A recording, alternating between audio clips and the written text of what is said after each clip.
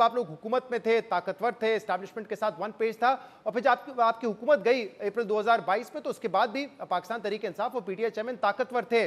लेकिन फिर अचानक से 9 मई हुआ, जिसके बाद काया ही पलट गई, और अब हम देख रहे हैं कि पार्टी में कई लोग छोड़ के जा चुके हैं तहरीक इंसाफ को, कई जेलों में है, कई रूपोश हैं। ये क्या हुआ 9 मई तक? एक तो आप पहुंचे कैसे, किसकी गलती थी, कहां पे मिसकैलकुलेशन हुई है? मेरे ख्याल में जो 9 मई का जो वाकया हुआ, उसमें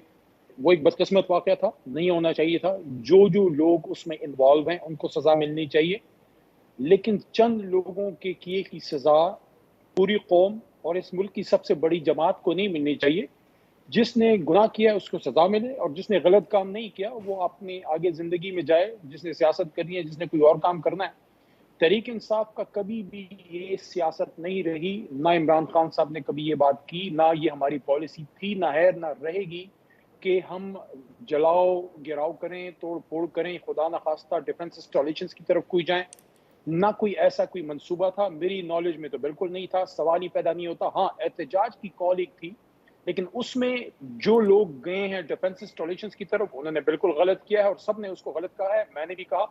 और फर्क सिर्फ ये है कि मैं चंद उन लोगों में से हूं जिन्होंने अरेस्ट से पहले भी इसको गलत कहा, बाकायदा वीडियो पे कहा, और ये कहा कि जिन्ना हाउस पे हमला मेरे अपने घर पे हमला है। लेकिन इसकी तरगीब ना इमरान खान साहब ने दी, ना पार्टी पॉलिसी थी। हाँ, जिसने गलत किया है उसको सजा मिलनी चाहिए, लेकिन पाकिस्तान 9 मई के बाद अगर ये किसी की सोच है कि तहरीक इंसाफ की सियासत खत्म है, नहीं, तहरीक इंसाफ की सियासत खत्म नहीं है। हाँ, पुरतशद्दुद सियासत के साथ ना मैं, ना आप, ना कोई पाकिस्तानी था, ना है, ना रहेगा। कह रहे हैं कि 9 मई में जो लोग मुलविस थे उनको सजा मिलनी चाहिए, तो कुछ लोग तो ऐसे हैं जो कि मौके वारदात पे थे, उनकी वीडियोस भी आ चुकी हैं, उनमें से काफ़ी सारे अरेस्ट भी हो चुके हैं। लेकिन हुकूमत का ये कहना है कि इसके जो मास्टरमाइंड थे वो पीटीआई चेयरमैन इमरान खान थे। बल्कि वजीर आजम शहबाज शरीफ साहब ने कल ये दोबारा दोहराया है, उन्होंने कहा है कि असल में जो कुछ 9 मई को हुआ वो आर्मी चीफ के खिलाफ बगावत थी, इमरान खान उसके मास्टरमाइंड थे। तो आपको क्या लगता है, सिर्फ उन लोगों की मिसकैलकुलेशन है जो वहां तक पहुंच गए, या इसकी जिम्मेदारी तहरीक इंसाफ की लीडरशिप पे और बिलखसूस पीटीआई चेयरमैन इमरान खान पर भी आती है? देखें,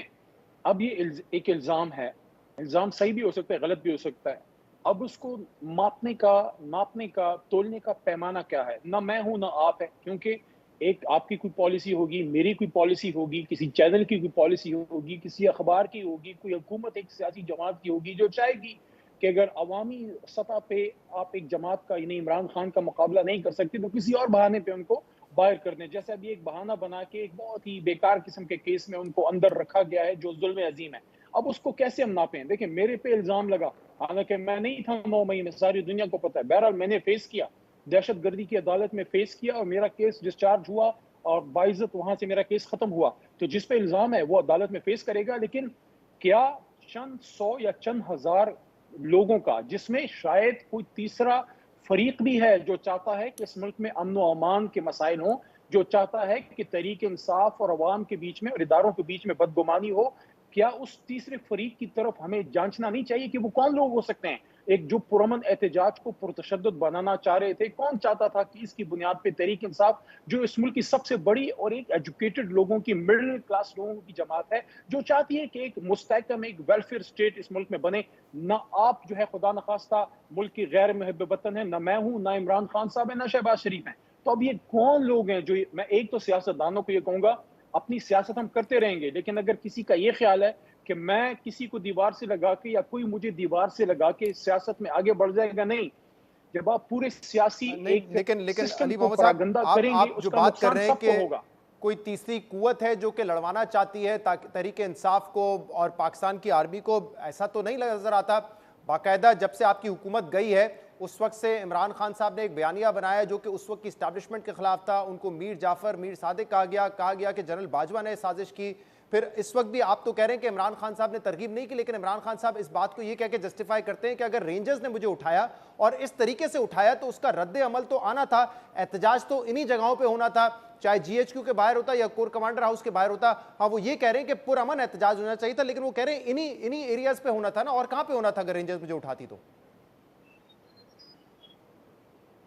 देखें शहजाद भाई,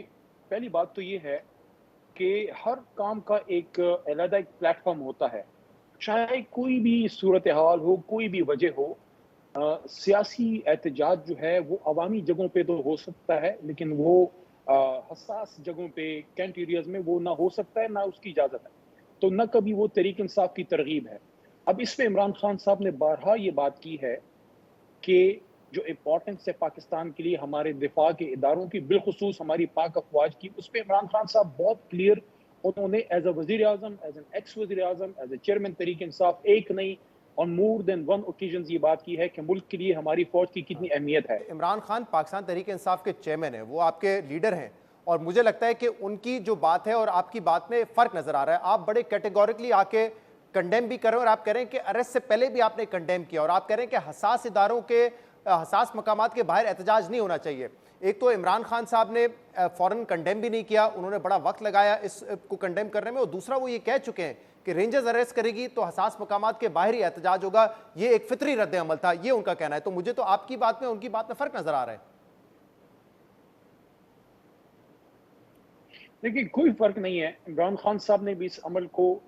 برا کہا، برا جانا، برا سمجھا، اور اس سے اپنے آپ کو ڈسٹنس کیا کہ تشدد جو ہے وہ تحریک انصاف کی جو ہے پالیسی نہیں ہے۔ نہ تحریک انصاف نے کسی کو یہ کہا کہ آپ جا کے کسی بھی ایک ذمہ دار جگہ پہ، حساس جگہ پہ جا کے آپ اس طرح کی کوئی حرکت کریں، کیونکہ ہم سب یہ سمجھتے ہیں،